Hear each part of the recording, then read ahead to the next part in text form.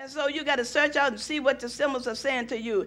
Now, remember when Daniel was put in prison, and you know, and he interpreted the prisoner's dreams, and so they said this man can interpret dreams. And then when the prisoner got out of jail, he was supposed to tell the king, you know, about Daniel. And anyway, you know, when the king had a dream, and nobody could interpret it. Y'all remember that one? Okay, turn to Daniel chapter 2 and verse 11. Okay, so Daniel was put in prison, and he interpreted the people's dreams in prison. And when the prisoner got out of the prison, then the king had a dream. He said, I want somebody to tell me what my dream is saying. He said, I got soothsayers, I got wise men, I'm paying y'all a lot of money. Tell me what my dream is saying. And they said, okay, you tell us what your dream is that we will interpret it for you. He said, I forgot. You forgot? Well, how can we interpret it? How many have had dreams and you forgot it? You forgot it totally. And then something happened and the dream came back to you. Okay, so this is nothing new that's happening.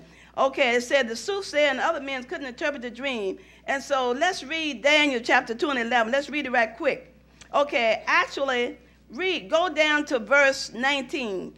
Daniel 2 and 19. Read it out loud. Okay, now the king said, I dreamed something, but I don't remember.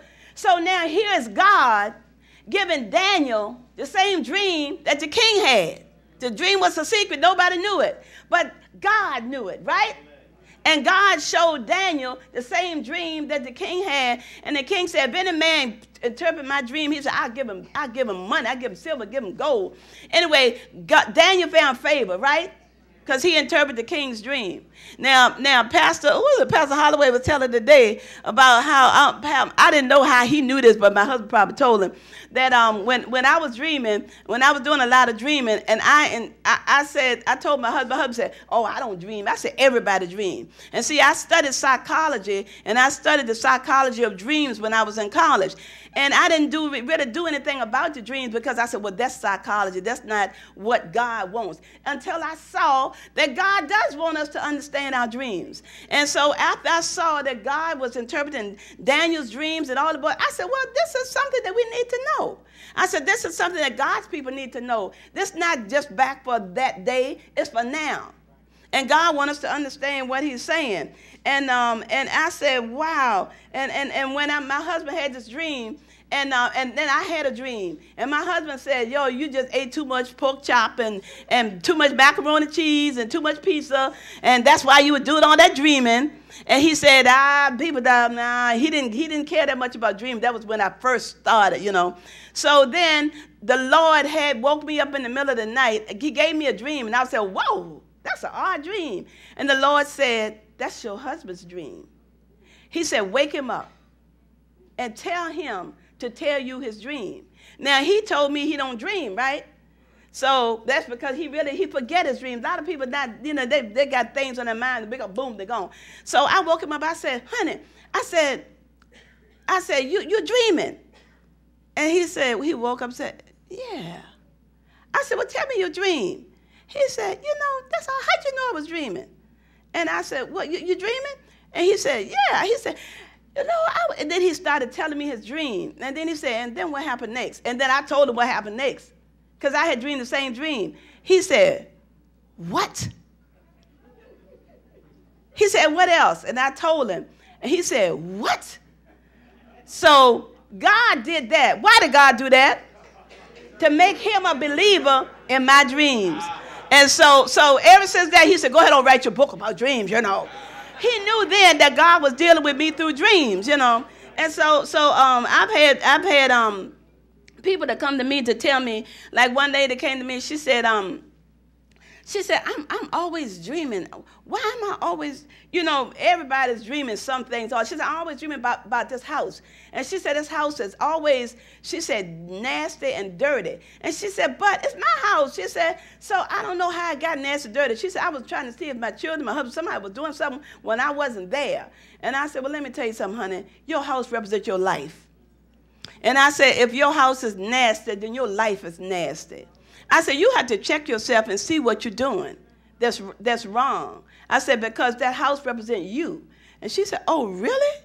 And then she's got, okay, all right. She said, okay. So then I said, one lady, another lady told me, she said, I was living in this small house. And she said, but I had a dream, and the dream was huge. The house was huge, but same house, but look how suddenly was bigger. And she said, I had chandeliers on the wall, everything was so pretty. She said, what is it saying? I said, saying that God is pleased with what you got, and he's doing something good for you, And so I said, wow. And she was saying, and we had a dream workshop one time, and this lady was telling me that I said, question and answer. So she said, can you interpret my dream? I said, go ahead. So she said, I was in a pasture. She said, where they had the cows, and she said it was, where the animals feed. And she said it was a bull that was in the pasture, and she said, and I was in the fence, and she said that bull had big horns, and he was just doing like this, And she said I was sitting on the fence just laughing at the bull because I thought he was cute. And she said, but his horns were big. And she said, then a bear came and said, "Arr!" And she said the bear jumped over the fence and came to the bull. And she said they were at each other like this. And you know how they take the bull take their feet, and they were doing like this. And so she said, but I was still sitting on the fence. She said, I wasn't scared of the bear, I wasn't scared of the bull, but they were getting ready to go at each other. And I said, I can tell you right now, in your dream, I said, the bear and the bull, they are two strong men, and they're both in your life. And I said, whatever's happening, you're on the fence. She said, thank you. Thank you. So I said, okay, you can see me after, So afterward, so y'all know the rest of the story, right? So afterwards, she came up to me and she said, I'm married, but my husband and I are not getting along, so I got this friend. And I said, that's what it is. And I said, if you're not careful, somebody gonna kill somebody, and it's gonna be your fault because you're sitting on the fence in a neutral position. And the bear and the bull were facing each other. And so at the time, she just didn't understand the dream. But see, you understand the symbolism in the dream. And so so God has given us that ability today to interpret our dreams. And Joel 2:28 said, it shall come to pass in the last days that I will pour out of my spirit upon all flesh, your sons and your daughters. They're gonna prophesy. Your old men shall dream dreams. Your young men shall see visions, and on all of my handmaids are going to pour out my spirit. So God is telling you, I want you to see heavenly things.